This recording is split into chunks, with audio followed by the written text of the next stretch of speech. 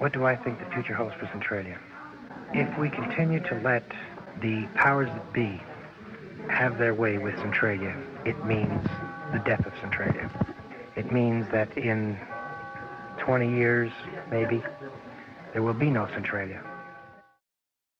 Nestled in the heart of the Appalachian Mountains, Centralia was once a vibrant coal mining town. Its streets were once bustling with the sounds of industry, and its people were deeply connected to the rich coal reserves that lay beneath their feet. However, Centralia hides a dark secret, one that has plagued the town for decades. In the depths of its underground, a coal mine fire blazes on, smoldering and devouring the coal seams that once fueled Centralia's prosperity. This infernal blaze has transformed the town into a ghostly landscape of crumbling buildings, abandoned streets, and a silent exodus of its inhabitants. But what led to the coal mine fire? Why did the residents of Centralia have to abandon their homes? And what remains of this forgotten town today? Centralia's story is one of tragedy and mystery, a cautionary tale of the consequences of industrial disasters, but also tells the tale of a resilient community. Centralia, Pennsylvania has a rich, storied history that goes back as far as the 19th century. Originally known as Bull's Head, the town underwent a significant transformation when it was officially incorporated as Centralia in 1866. Its strategic location atop one of the largest anthracite coal reserves in the world would shape the destiny of the town and its residents. Centralia became a bustling coal mining community, attracting waves of immigrants who sought work and prosperity in the depths of the earth. The coal extracted from the mines beneath Centralia was highly prized for its high energy content, making it a valuable resource for industrial use. The coal industry became the lifeblood of the town, fueling its growth and prosperity. The town's population swelled, and a close-knit community formed, bound by the common thread of coal mining. Families built their lives around the rhythm of the mines, forging a unique camaraderie amidst the challenging conditions and inherent dangers of the industry. Centralia's influence also extended beyond its immediate boundaries. The coal extracted from its mines fueled the growth of nearby cities, powering industries and providing energy for a rapidly industrializing nation. Centralia's contribution to the energy needs of the country was significant and played a vital role in the economic development of the region. As the coal industry thrived, Centralia buzzed with activity. Shops, businesses, and social establishments sprung up to cater to the needs of the growing population. Schools, churches, and community organizations flourished, weaving a tight social fabric that bound the residents of Centralia together. However, beneath the surface of Centralia, a series of events would set in motion a chain of events that would forever alter the town's trajectory. The underground coal mine fire, ignited in 1962, would soon unleash a wave of destruction, transforming Centralia into a ghost town and sealing its fate as a haunting reminder of the dangers that lurk beneath our feet. The fire's exact cause remains a subject of speculation and debate. One prevailing theory is that the fire started when the town's landfill, located in an abandoned strip mine pit, you wouldn't believe how long it took me to say that properly, was set ablaze in an attempt to clean up the area. As the fire took hold, it unleashed a relentless force of destruction. The intense heat not only devoured the coal, but also ignited the labyrinth of abandoned mine shafts, creating an infernal web of burning tunnels that spread beneath the town. With no feasible way to access the underground fire, Centralia became a battleground against an invisible enemy that lurked beneath the surface. The fire's presence became ominously evident as smoke and toxic gases began to seep through cracks in the ground. Residents reported a growing sense of unease as sinkholes appeared, releasing billowing plumes of smoke and steam. I went scared and panicked. I almost lost my only child. It's just horrible. I don't even want to think about it. I don't even like being here right now. I want to get out of the town. Are you still living here? No, I'm not. I moved to Mount Carmel. That's about 3 miles away. I just feel a lot safer there. You said how safe you feel there. Well, I like it there a lot, but I'm still concerned about my friends and about the other people here that want to leave and can't leave. I still want to help them out as much as I can. The ground became unstable and noxious fumes filled the air, casting a dark canopy over the once thriving town. Efforts to combat the fire were met with numerous challenges. Traditional methods such as sealing off the mines or flooding them proved ineffective due to the extensive underground network of tunnels and the sheer scale of the fire. There have been many attempts over the years to put the fire out. There have been several attempts at excavation, which have failed. There have been several attempts at building a fly ash barrier, which has failed. The reason excavation has failed is that every time they went to excavate the fire, they ran out of funds. And so the project was abandoned. Fly ash, they pumped tons and tons of fly ash into the ground here, and the barrier did not hold. The subterranean blaze continued to rage unabated, defying attempts to extinguish it. As the fire spread, the town's infrastructure suffered irreparable damage. Roads cracked and buckled under the heat. Homes were deemed unsafe, and the very foundations of Centralia were under threat. The authorities were faced with a stark reality. The safety of the town's residents was at stake. The kids who grew up in Centralia before it was completely abandoned had to deal with witnessing pretty horrifying events on a regular basis. I read one story about a girl who witnessed the very violent death of her neighbor's cat, and I have to read her quote because it is absolutely crazy. "We were swinging in the backyard, and this patch of grass suddenly turned brown. Their cat was standing there, and it suddenly became brown. It didn't make any noise, and we thought she had done something to make it all suddenly brown, like flipping a sheet over. But it was just another hole, and the cat went down," and that's referring to a sinkhole. That same woman said there was a lot of coughing. If you know what black lung is, it's what the coughing sounded like. It's this cough where you can hear the mucus, worse than what smokers have. If you spent enough time near the smoke, you got a cough like that. And if you were a minor developing black lung who smoked and spent time near the smoke like my dad, then you knew when they were home because you heard the worst cough in the world. If you went to a nearby store and you heard the cough, odds are they were from Centralia. It soon became very clear that the people of Centralia had a very difficult decision to make, whether to stay or to leave. And so the gradual exodus of Centralia began. Families relocated to safer grounds, leaving behind the remnants of their life and the town that they used to call home. In the 1980s, concerns about growing dangers posed by the underground fire reached a tipping point. The release of toxic gases, including carbon monoxide and sulfur dioxide, presented a health risk to the remaining residents. Sinkholes and ground instability became more pronounced, adding to the urgency of the situation. In 1984, the United States Congress allocated federal funds to assist in relocating the residents of Centralia. This marked the beginning of an organized effort to address the town's dire circumstances. The government offered financial incentives for homeowners to sell their properties and move away from the hazardous environment. As helpful as this sounds, many residents felt as if the government was taking advantage of the dire situation, offering ridiculously low amounts to purchase residents' homes. Most of the residents took the offer because they knew it was all they'd get, and they needed funds to leave the hazardous area. I think this is a very nice community, and it's always been. But one thing is you've got to take in consideration, if I wanted to sell a home, I cannot sell it because the newspapers publish problems within Centralia. So the person that wants to buy doesn't want to come in and maybe inherit a problem. So my home that would originally maybe be worth $20,000 or $25,000 today, I cannot sell. I cannot borrow money on it because I'm in a town that is supposedly to have a problem. How much of a problem is yet to be determined. Our house was one of the 27 families that were appraised by the federal government, made an offer to move. The appraiser appraised our house at $43,000, but the government offered us $17,000. We signed our house over in protest. We feel that we didn't want to leave Centralia. We did not have any gas problem with our house. The reason they gave us for our having to leave was the fact that there was a mine fire, and because there was possibility of occurrence of subsidence in our yard or our house.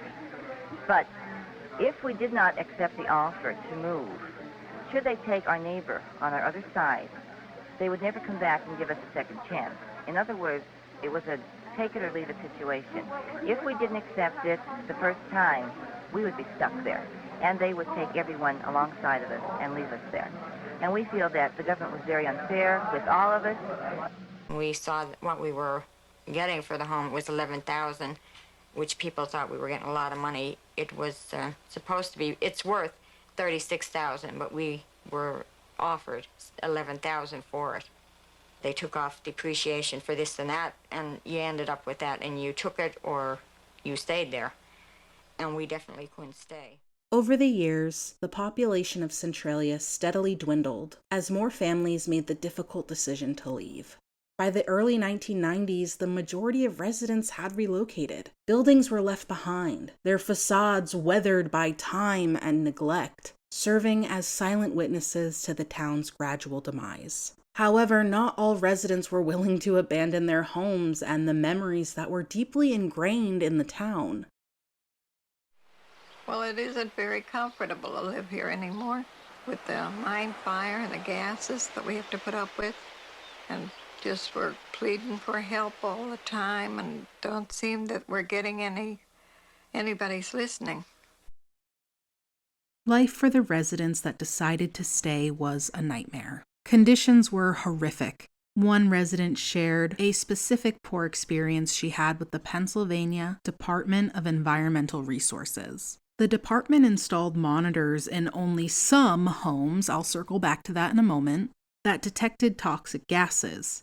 That sounds great, but those who were fortunate enough to even get the monitor were in for a very rude awakening. It indeed detected the gases, but no realistic solutions were given when the device went off. Yes. And at first we refused to take one because they wanted us to take it on 30-day trial. You have it 30 days, your neighbor gets it for 30 days. And I said, well, no way would I take it that way. We don't live in the house 30 days. We live in it all year round. So then we fought them again on that, and we got it for every day, that we would have it all the time until they take care of the problem here. When the alarm goes off, it goes off at 35 parts per million. We've already had 78 and 100 parts per million in the house.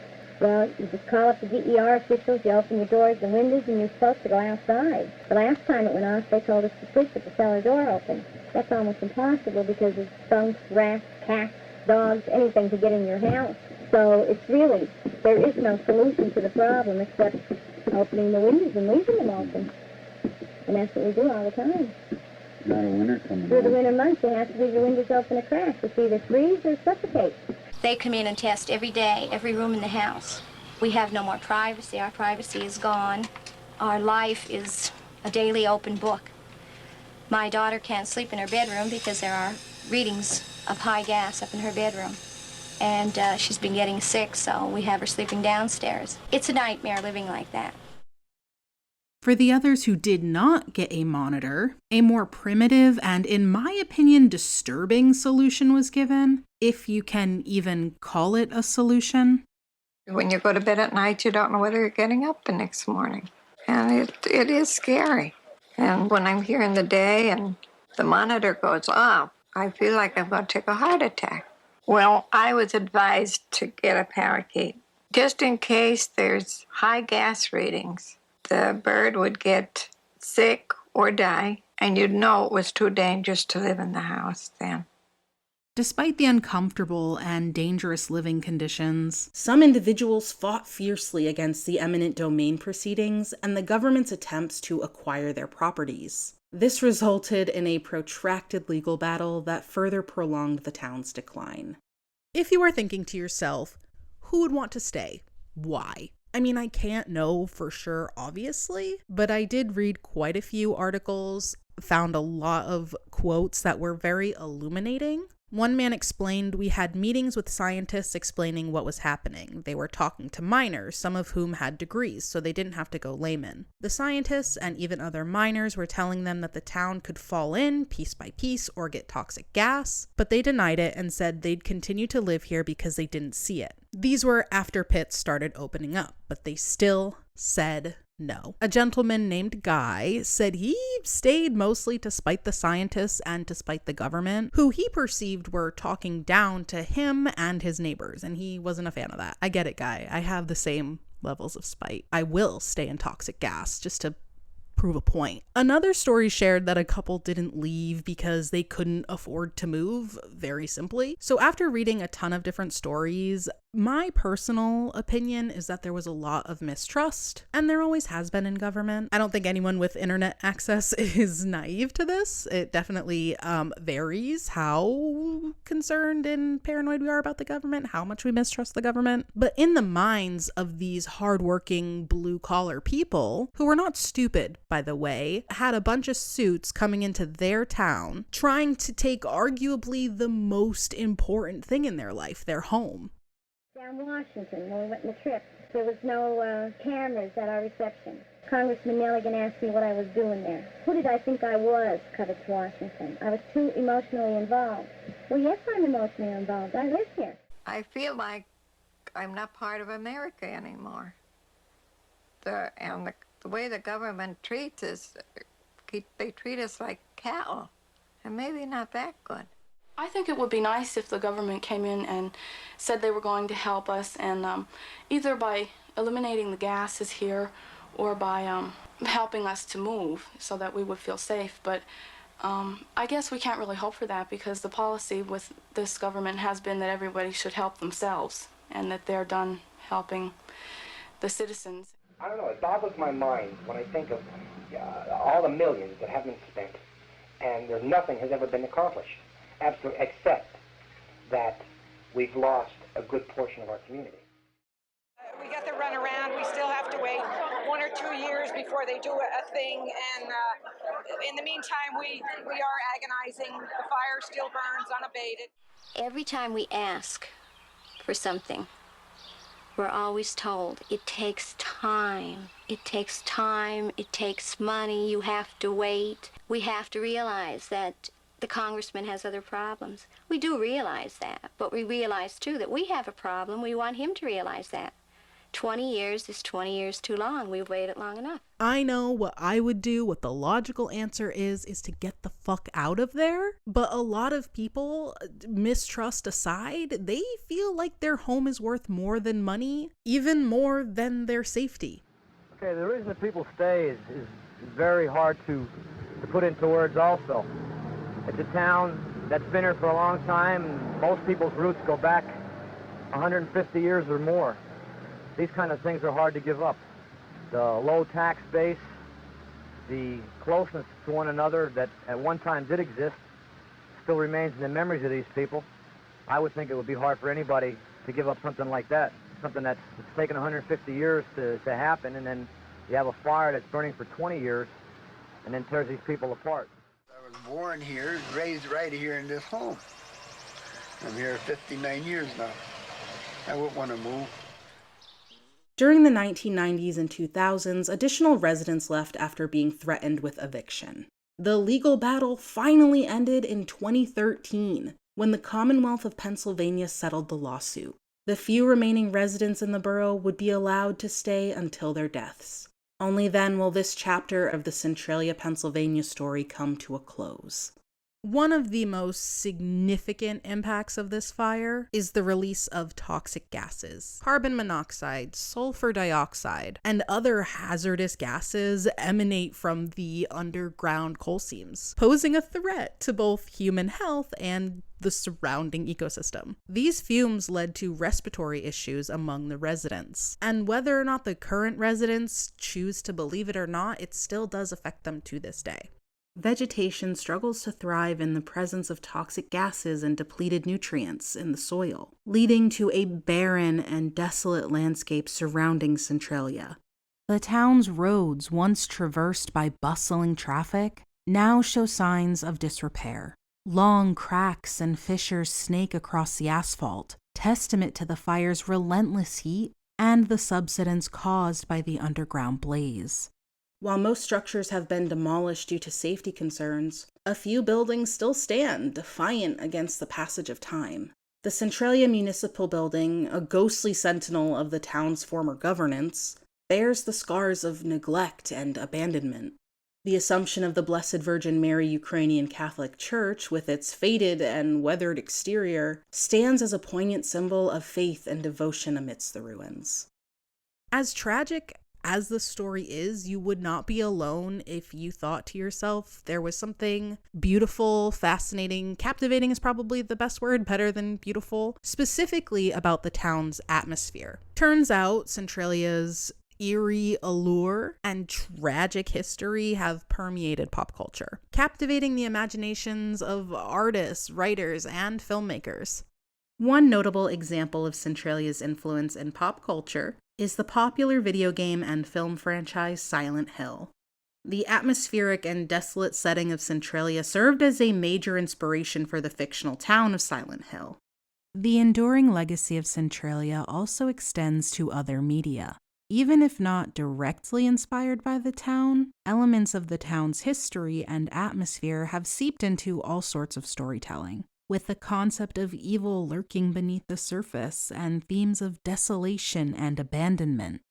Today, Centralia stands as a ghost town. The streets are empty and the buildings are left to the mercy of time and nature. A handful of residents do continue to defy the odds, refusing to be uprooted from the place that they call home despite the lack of zip code. Try getting your Uber Eats without a zip code, despite the lack of any formal utility infrastructure. So unless you have a generator or a well, you're pretty much shit out of luck. There is no Centralia police, although I did read that the fire station is still active, but I'm not sure how accurate that is. As much of a ghost town as it is, Centralia is not completely removed from society. The police are 20 minutes away and they do, make their rounds through the town when need be. The grocery store is a little over 5 minutes away, while driving, and I thought to myself, and this is just complete speculation, just what I immediately went to in my brain, and I do know that tourists drive through this town all the time, but when I think of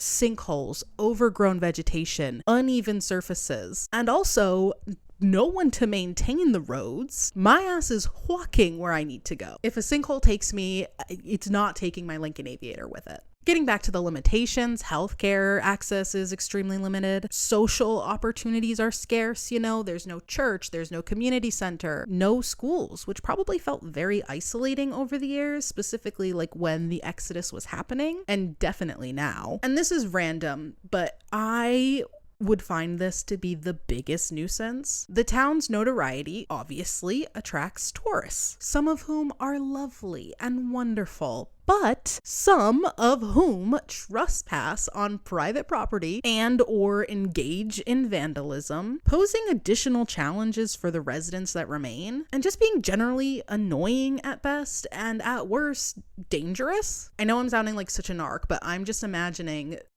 people just trampling over my lawn, just inviting themselves into my space. Like, residents of Centralia have shared that tourists will walk all over their property and start asking the residents questions like, why do you live here? What's going, like, interrogate them as if they're some sort of roadside attraction, which is not cool. Having curiosity is lovely and wonderful, but like, leave these fucking people alone. Haven't they dealt with enough? Stop asking them personal questions.